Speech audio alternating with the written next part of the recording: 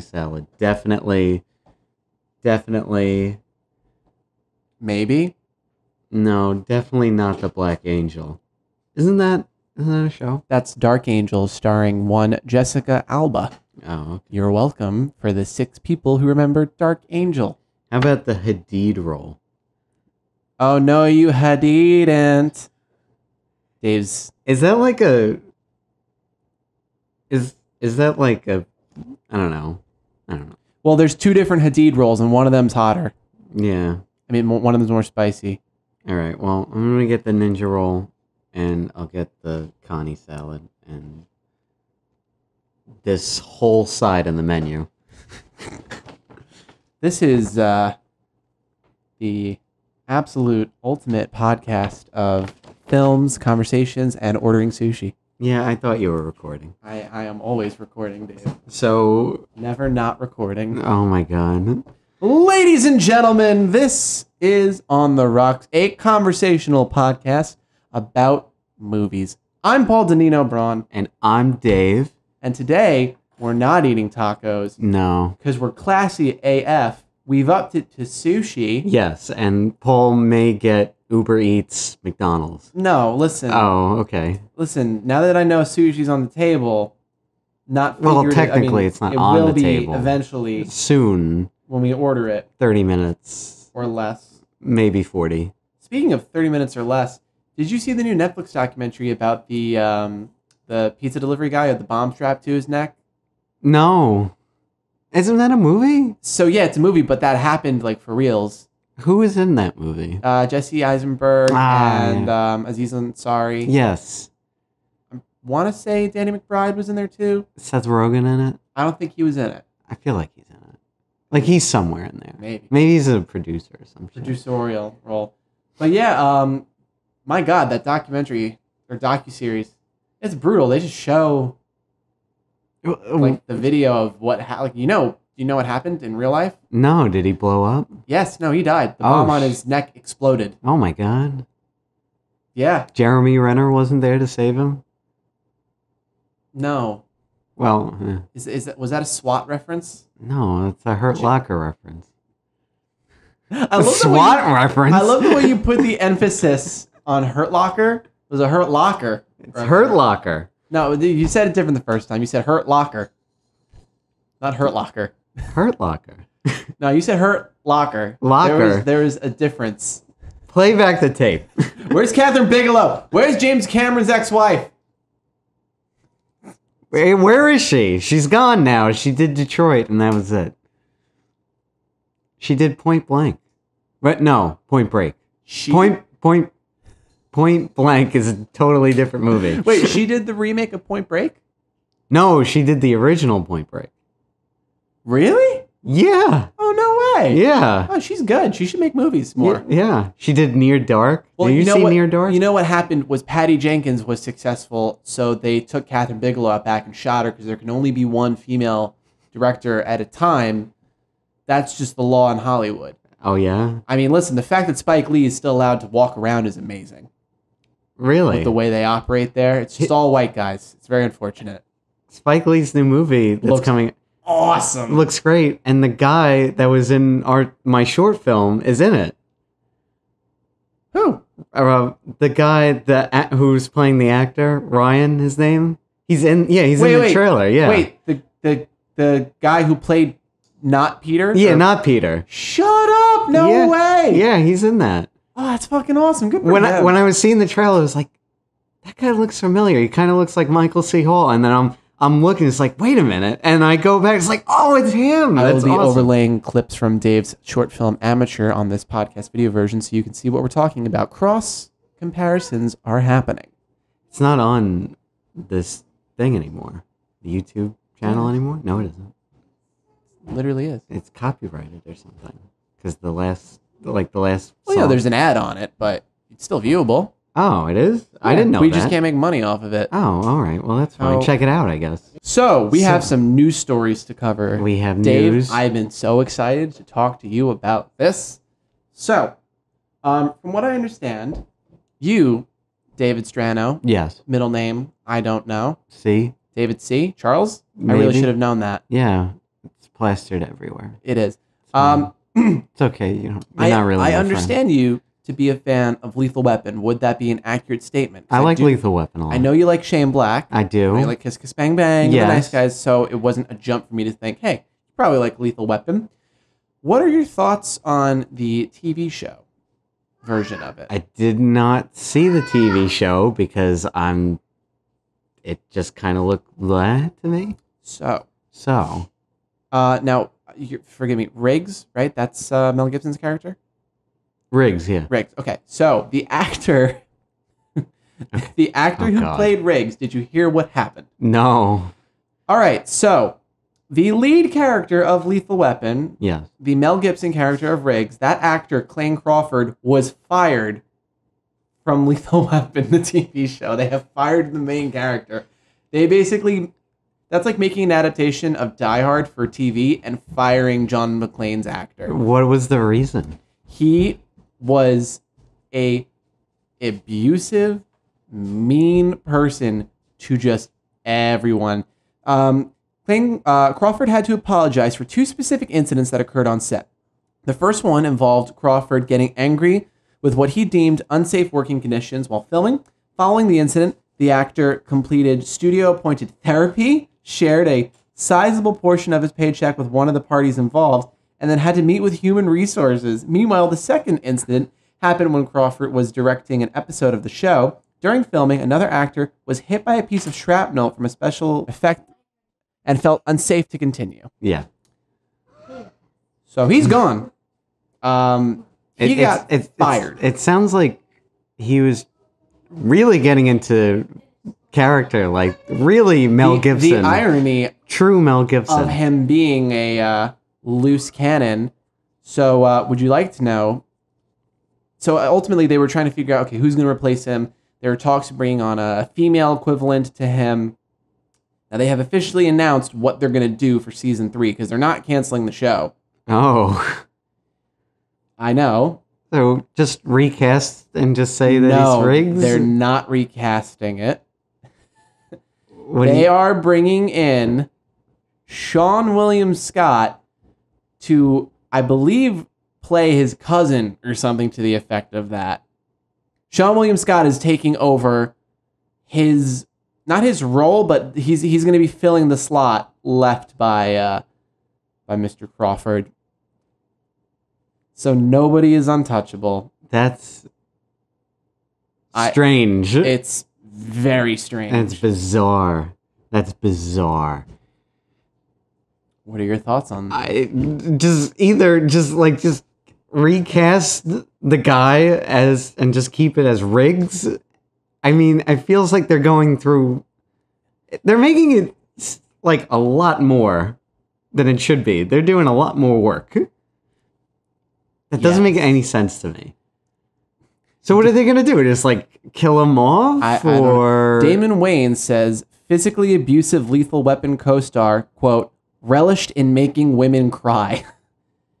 Jesus Christ. Sean William Scott joined the cast after Crawford was fired. Wayans appeared to confirm the rumors that his co-star's volatile behavior on set with graphic video footage and photos on Twitter. What? There's shit online for that? Oh, damn. Okay, here we go. This is a picture of Damon Wayans, the back of his head bleeding from a piece of shrapnel that he hit when he was being directed by Clayne Crawford. Jesus. Yeah, let me see what exactly. So they're bringing on Sean William Scott, and who is he going to play? Yeah, they don't really have anything definitive yet, but this is really interesting how this is working out. That's strange. Wow. Like, I mean, I guess it's good because they kept it on the show. I mean, yeah, because it's not fair for everyone to lose their job over this fucking prick. You know? Well, no, I'm saying it's like if it's a shitty show. I mean, it could be a shitty show, but yeah, they keep shitty shows on. They do. Look at Big Bang Theory, which is basically a fucking minstrel show for nerds. They might as well be going out there in blackface. That's how offensive their portrayal is of nerd culture. And look at me. I'm Sheldon. I'm autistic. They love it. It's love it. God, it hurts my soul. Bazinga! Ah! Like, listen, I get that they put in effort to having it be scientifically accurate, and that's cool, but it doesn't make it, like, funny. Yeah. It's not. You know what is funny? What? Bill and Ted. You know what was also funny? Bill and Ted 2. You know what's amazing? They're making a third one? Yeah, but, like, it's confirmed. They've been talking about it for goddamn ever. Bill and Ted 3 is officially happening. Is George Carlin going to be in it? Oh. Oh. Oh, no. Oh. Dave. I mean... He's dead. He can still play Death. He didn't play Death. He played Ruben, was it? Oh, I thought he played Death. No, he was the time traveler. He was in both films. I'm pretty sure. It's going to be... I mean, I love the idea of seeing these two incredibly just silly doofus characters all grown up. Like, as adults with families now. Cool. I'm also just so excited to see Keanu Reeves play a dope. Yeah, like because he's very serious all the time. Really, since he was like a kid, like he hasn't really done shit like that. Yeah, so let's see how that plays out. So the Predator trailer came out, and you loved it? No, I thought it was just kind of like, eh. I know a lot of people are kind of like, there's nothing warm on it. It's just like. There isn't anything to be excited about, and there isn't anything really to be too bummed out about. It's just like, well, here it is. It's coming out, and yeah. I mean, are you not at least a little relieved? Because my big takeaway was, okay, they're not just rehashing Group of Mercenaries in the Woods and Monster Attack. Well, it is still Group of Mercenaries. It is. Not in the woods. But they're not in the woods. They're in the woods and possibly in the city, which it's 1 and 2. And they will get attacked by monster. That's fair. Several monsters, maybe. Possibly. And it's coming out in the middle of September. It's a very Shane Black heavy episode. I don't know. I like Shane Black a lot. I'm willing to give him the benefit of the doubt on pretty much anything. Yeah, that's the only reason why I'm still kind of excited to see it. Also, the fact that, well, I'm not excited about the fact that that kid's in it. He does kids well, though. How great was the little girl in The Nice Guys? Yeah, she was amazing. I don't really like this kid all that much. Why? What else has he been in? Well, he's been in Room, he was good in that, but then he was like in a bunch of like horror movies, and then he was in that movie Shut In. You remember Shut In? I didn't see Shut In. What horror movies was he in? He was in 2 Netflix horror movies. I forgot the name of them, but like it's like he's dreams and the dreams become real or something. Oh, that one with Adam Sandler. No. No. Fair enough. But yeah, it just looks bland. Well, hopefully the trailer can drop, get you a little more excited. Yes, I don't know. I hope it's good. I hope it's good because I love me. I like Predator. I need a new Predator thing to latch on to. That's true. After we lost Kevin Spacey, there's a real lack of Predators in Hollywood. You can go with anybody. Really, just throw a dart just anyone. At a SAG meeting and... You'll probably... It's like a 50-50 type thing. Yeah. You'll get one. You'll hit somebody. All right. So, today's big movie is motherfucking Deadpool 2. That's 2 with T-O-O. Yes. Yes.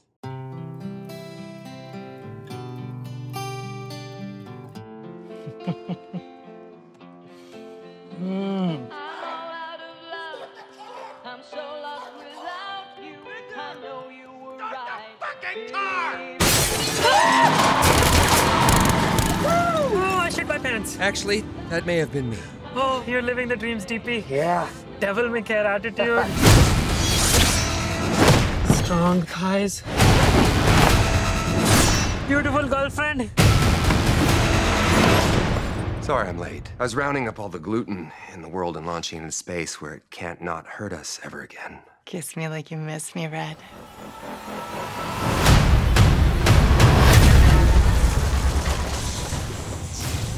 What in the fuxicle is this?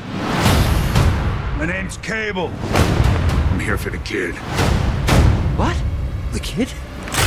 Move or die.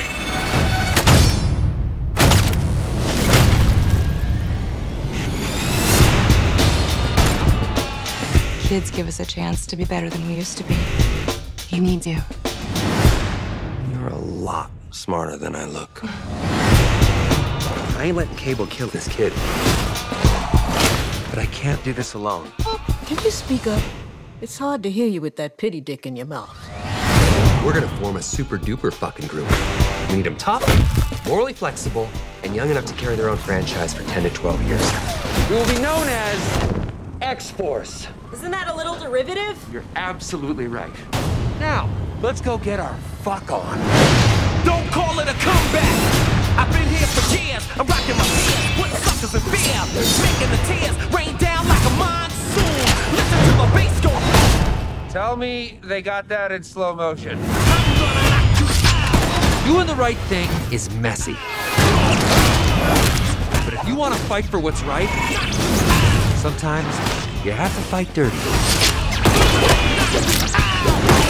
And that is why Sisterhood of the Traveling Pants is pure pornography. Oh, God, I wish I finished college. It lives up to the hype, plus. Fuck it, they probably won't even make a 3. Yeah, why would they? Stop it too. You killed it. So, Dave, going into Deadpool 2, what were you expecting? Because I think after seeing it, the marketing held back on quite a few aspects of the film, which I can appreciate. Well, I've noticed that the trailers and stuff are alternate takes.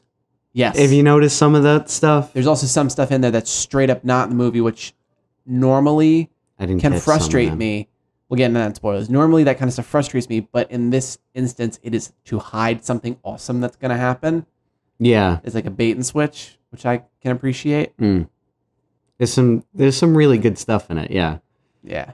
But should we just go over like the overall feelings like we did with Avengers, and then we'll kind of go into everything else? Or Yeah, just really quick. Do you want to read the absolutely amazing synopsis that Fox put out?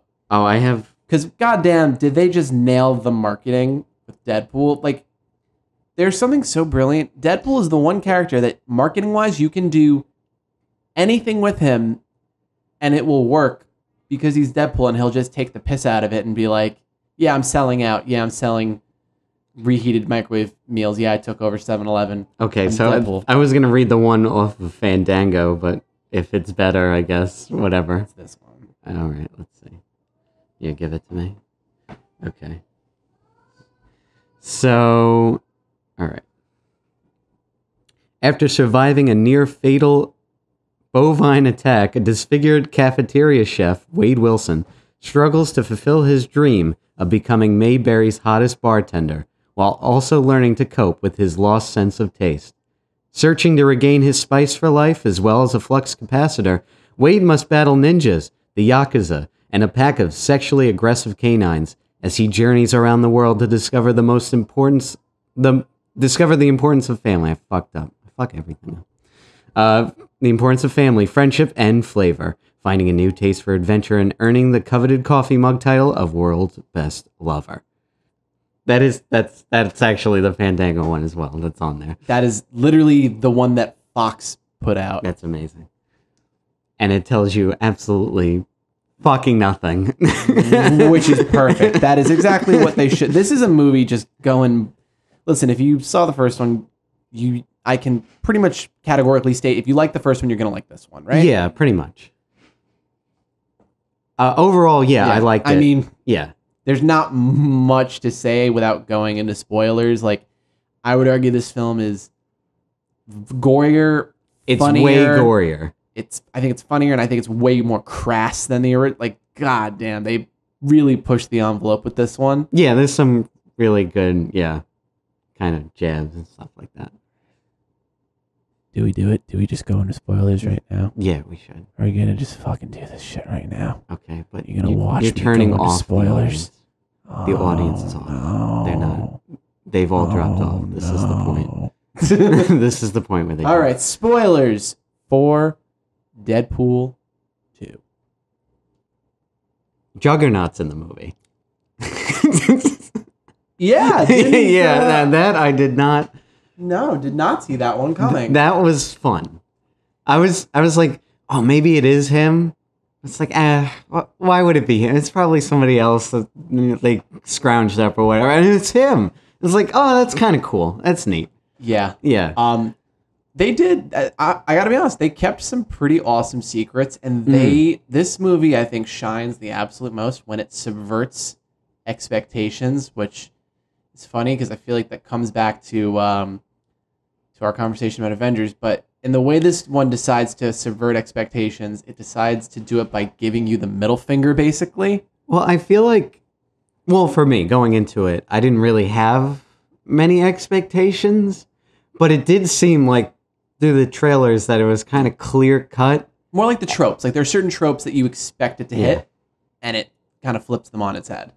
The movie is surprisingly all over the place in a way. Like you think it's one thing and then it's another thing and then it's something else entirely. Yeah. The structure is so weird in this movie. It's almost like a series of vignettes at first of like, let's put Deadpool in a scene that's kind of like funny and like watch how this plays out.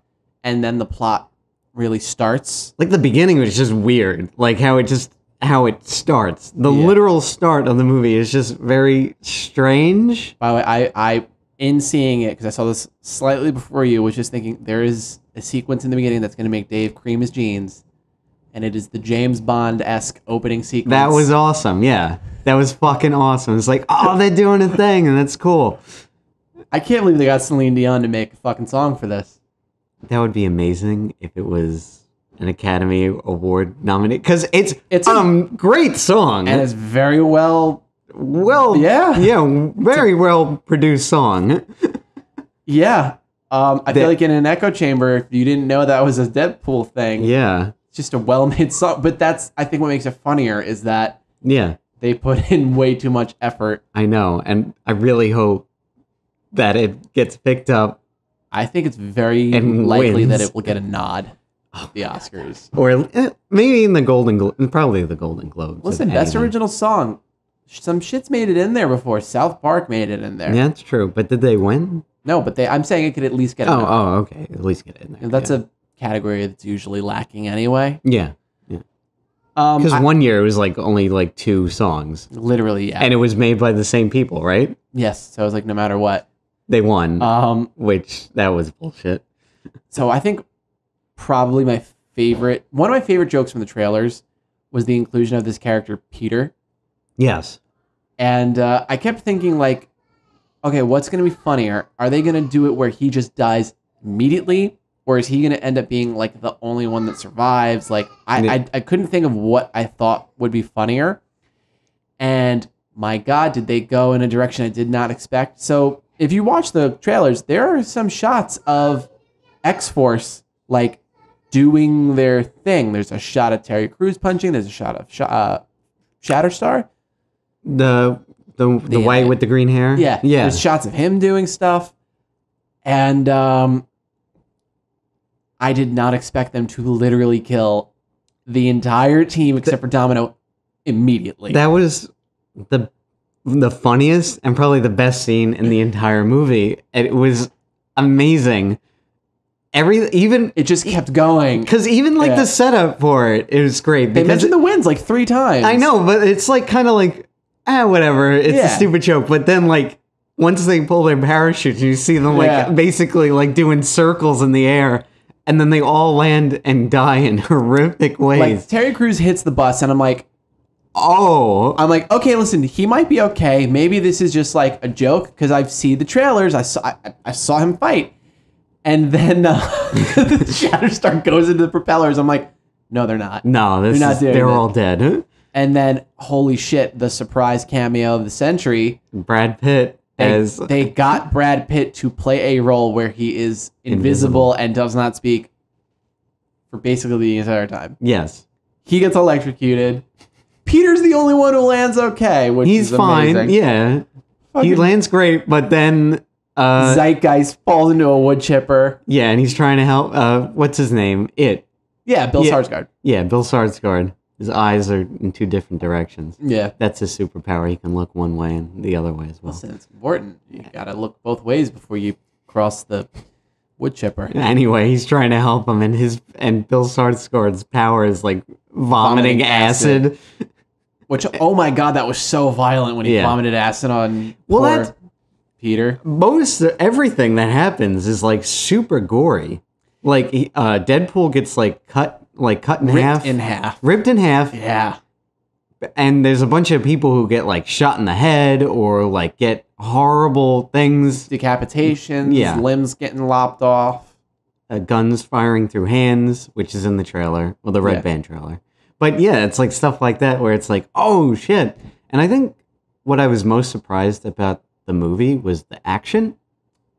You know, I am not surprised in the sense that this is the guy who stealth co-directed the first John Wick. Well, yeah, but I guess coming from the first one, it's a market improvement. It's a huge improvement. Yeah. Like the bar is way up there now. I mean, and it's probably because of him. Yeah. Also, this movie was given twice the budget, and you can tell they put every goddamn cent on screen. Like, listen, there's a handful of scenes where the CGI isn't great. Colossus still looks like shit. Yeah. He still looks like shit. But they kind of poke fun of it, and honestly, the majority of the effects look pretty damn good. Yeah. Like, let's just put it like this. If you put this next to Justice League, which costs 3 times as much, does Justice League look 3 times as good? No. No, it does not. No, it looks... Does Black Panther look significantly better with some of its effects? No. I'm going to say no. Say no. The most important thing is Deadpool looks good. When he gets ripped apart and all that stuff, he looks good. That's what I think matters the most. There was the one thing in the beginning, the narration in the beginning, where he's going through, like, he's killing all the different people, and he gets to the one place in, I guess it was New York or whatever, where it's the drug kingpin place, and the guy's running in front of the camera, and he's killing everybody in the background. That was so well done. Like, that was really good. It was a winner, yeah. And it was funny in its own right. There wasn't really, like, besides his narration or whatever, it's just funny on its own, like, just as a visual gag type of thing. Speaking of visual gags, just the way they opened this fucking movie, the first shot. Oh, yeah, with Wolverine. With Logan impaled, and it's one of those, like, little... wind-up toys. Wind-up toy charms or whatever. That was pretty good. I really, all the action scenes were great. Like, really, really good. Like, I think Domino had some standout moments. Domino was great. Because that was just a Rube Goldbergian machine. Like, it was like the Final Destination, but in an action movie. And she's great. Oh, yeah, she was super charming. I really liked her. Yeah. She just had this attitude of like, yeah, whatever. I'm here. Luck. It's luck. Yeah. Luck's not a power. Isn't that derivative? Be quiet, Peter. I didn't say anything. I never let anything happen to you, Peter. And I love that he goes at the very end of the movie. He just saves Peter. He just saves Peter and nobody else. He's just, go home. Yeah. But leave. Go home, sweet bear, or whatever you call it. Yeah. It's stuff like that. That's pretty good. I think the main problem for me out of everything, though, I guess it is the structure, and it is most of the jokes don't land for me. See, I wouldn't say that most of them don't land. The problem with a movie like this is they're doing like a joke a minute. Like, they're literally just throwing everything out there, and inevitably a certain percentage that's not going to land when you do that style. Yeah. I mean, I would say that I laughed more often than I didn't. There was a lot of, like, comic book reference things that they threw in there. Yeah. They're like, okay, I get it, but it's not necessarily that funny. And we had a packed theater, and it wasn't, like, those jokes weren't really hitting. There were some that kind of related to Wolverine or, like... the entire X-Men being in the background. That was amazing. That was... Where the fuck is everyone? does nobody have the button? And then Beast and everybody just like closes the door. And James McAvoy's there. It's just like, oh my god, like Which that doesn't make any sense. not really because it's present day. Yeah, but whatever. Whatever. The timeline's already screwed up anyway. It's been a mess for forever. Yeah, so it doesn't really matter. But that was a great joke. That was a fantastic joke. But yeah, there's just some stuff like things that he would say like off the collar that wouldn't like register or wouldn't like. Yeah. It's just not that funny. Did you notice all the continuity jokes they had? No. They had a shitload of jokes that were stuff that carried over from the last film. Oh. And it was like a lot of subtle stuff too. Like in the beginning when he goes to Al's apartment and he breaks open the floor. In the floor, he has 2 pounds of cocaine and a box that literally says the cure for blindness. I don't know if you remember. Oh, when he leaves, he's like, I've hidden in the house somewhere several bricks of cocaine and the cure for blindness. Oh, wow. That's but great. there's a lot of jokes that carry over that, like, if you see the first one, I feel like this back-to-back with the first one would be, like, a very good way to do this. I think it's so, fresh too. in your mind, you know? Yeah. And back to the negativity, unfortunately. Back to the negativity. I That's think, fair. like, because the structure is so weird. It's very loose. It feels very broken up, too. Like, it's just like, okay, this is one part, and now this is a totally different part, and now we have this part over here, and then this part, and it's all kind of mashed together and doesn't feel, like, fluid. Yeah, cohesive. It just feels... Well, we have several ideas, and we all want to hit them at the same time. Yeah. Like, the beginning really... After the fight scenes in the very beginning, and the blowing up or whatever. When he goes home? Yeah, when he goes home, everything kind of feels slowed down. Like, there's a moment where it's like, can we pick this up? Like, I feel like there should be some stuff here, and it feels very heavy for what it is. Yeah. Like, you have, like, these great moments with his cab driver who wants to murder people, which I thought was hysterical because Deadpool is just... expanded upon him. But he's just, like, not into it, like, where he's like, you have to be, like, oh, pure of heart, you have to have purpose. It's like, I want to be a contract killer. What? I also just, I just love how, like, the first one, they kind of make this whole point of, like, yeah, I'm just going to kill him. Yeah. And that's the way Deadpool solves things, is by killing people. And in this one, they take that away from him. It can't fix this problem by killing. That's actually the opposite of what his goal is to do. And it's kind of cool because it's like, you have a character who's essentially immortal. Yeah. What do you do to challenge him? It's like, put him in a situation where he can't do that. Well, if you like the first one, then absolutely you should go see this. Because it's just better on a lot of different fronts. It's like everything you want from a Deadpool movie, plus more. The more being Celine Dion and Baby Dick. It was, yeah, like I said, that's probably one of the funniest, weirdest what the fuck moments out there in that movie. Yes. Yes. Just yes. That's about it for me. That's it. Listen, I think you should go see it. I mean, everyone is going to go see it. This is on track to be the highest grossing, like, R-rated movie opening. It was packed, which originally was held by Deadpool, then It Chapter 1 dethroned it. Deadpool 2's dethroning It Chapter 1. Bill Skarsgård still's up there, though. What? Look at my eyeballs. Well, he's still in Deadpool, too. No, exactly. That's what I'm saying. He's still on the board. Good for him. Barely. What happens to him? Dude. Maybe he'll come back. Brad Pitt is in this movie. By the way, did you notice Alan Tudyk? And I think the other guy was Matt Damon. The hobos, or not the hobos, the rednecks, when Cable travels back in time. Oh, really? One of them was Alan Tudyk. Oh. And you think the other one was Matt Damon? Somebody said the other one was Matt Damon. See, and that's another thing. This movie you could definitely see twice because there's a lot of stuff that you'll miss. Like you saying about like the continuity stuff. Like the music. Too. The music, the cocaine in the floorboards, like stuff like that. It's 4 like or 5 times. It's stuff like that that I think will make it really Great good. continuity. I love the reincorporation of stuff from the original movie and how they build upon Oh, it's just good. Yeah, pretty strong recommendation. Definitely. And I would say that this film is improved by seeing it with an audience because, it is so heavy with the comedic elements that, that would be the way I would want to go see it. Yeah, big movies like these work great with crowds. PSA. Number one, stay off the IMDb page. I mean, it's a little too late for this thing, but it spoils some of the cameos. Oh, okay. Yeah.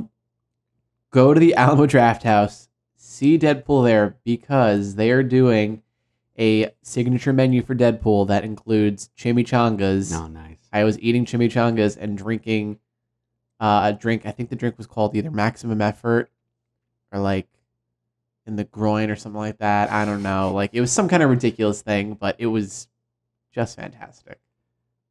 Do you think they're going to do like a Han Solo thing? Danny's already did that. No, like a signature menu. I don't think they will because they already did it for Deadpool and they usually don't do more than one per month. Oh, really? So they didn't do an Avengers one, I guess. No, they did. So, yeah, maybe they'll... No, they did a Black Panther one. Oh, they didn't do the Avengers one. Oh, God, what was it? What was it? It was Kenyan food, I think. Oh, that's cool. Yeah. So, like, even if you go see... You can get it, yeah. You can still... It's open to anyone. If you go just see a movie there, that's an option. Can we do next... They actually had a signature menu for Kingsman 2, which I did not see, which it's funny because I love the first one. But everything in the menu had whiskey and scotch in it. Everything. The meat in the burger, the salt, like literally everything was great. Well, I guess... Do you want to go... Can you get reserved tickets for Saturday? This Saturday? Yeah. For what? For Han Solo. Sure. And we'll go see that. I'm gonna be honest. Uh-oh. And I'm wondering if I'm gonna film this and talk about it. I wrote this whole piece about how I am not excited for Solo at all, and more than that, I have a very bad feeling about this movie. Is that the title? Because that works for your writing piece. I have a very bad feeling. I literally just thought of that because I've been struggling with what to call it. So my fear isn't necessarily that it's gonna suck. Yeah. It's not necessarily that because Ron Howard does know what he's doing. I have a feeling that whatever, I think he can cobble together something competent. I have a feeling that this movie is going to be okay. Yeah. It'll be fine. It'll have some fun moments. That ultimately, it's going to be, hey, look at Han Solo got all these things. Hey, this is how he got Millennium Falcon. This is how he met Wookiee. Oh, look, this is how he met Lando. This is how he got his blaster. Hey, this is him, the Kessel, and that's it. Like, it's not actually going to have anything of substance.